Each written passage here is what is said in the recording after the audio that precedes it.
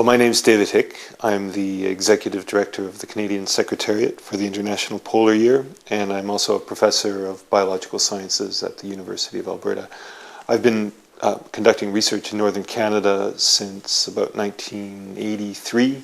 I went up there when I was an undergraduate and started chasing geese around on the tundra and got absolutely hooked on northern ecology.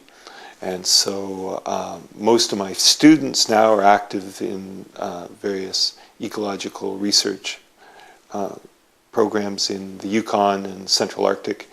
We're looking at plant-herbivore interactions and how herbivores as part of the food chain depend on productivity and how that is influenced by variation in the timing of snowfall, summer temperatures, winter rain, those sorts of conditions, both associated with climate warming but also with extreme conditions and the greater frequency of extreme conditions that we're seeing. So we have a lot of fun. A lot of our work has been done within our group, and when the International Polar Year came along, it was a tremendous opportunity to collaborate with colleagues around the world.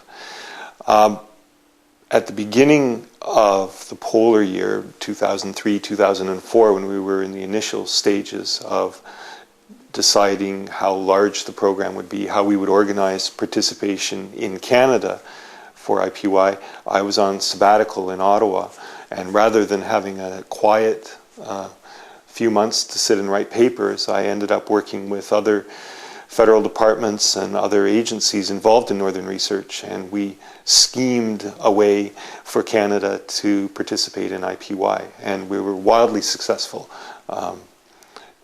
We secured new funding, we developed partnerships and organizations that allowed us to organize ourselves in a way that, well, we probably should have been organized all along.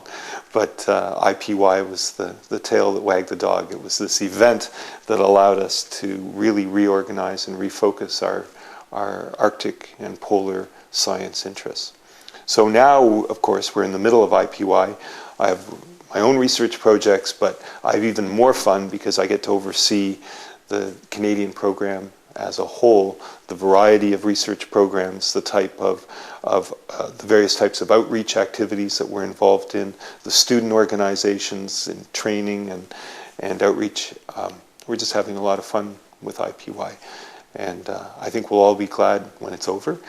But it's been a real experience to take this from the very beginning, when we just had an idea that this was a tremendous opportunity to find the resources to conduct the program, and now seeing the results starting to come out and start discussing the legacies of IPY and how we can look forward to the next decades of research in northern Canada and in the polar regions more broadly.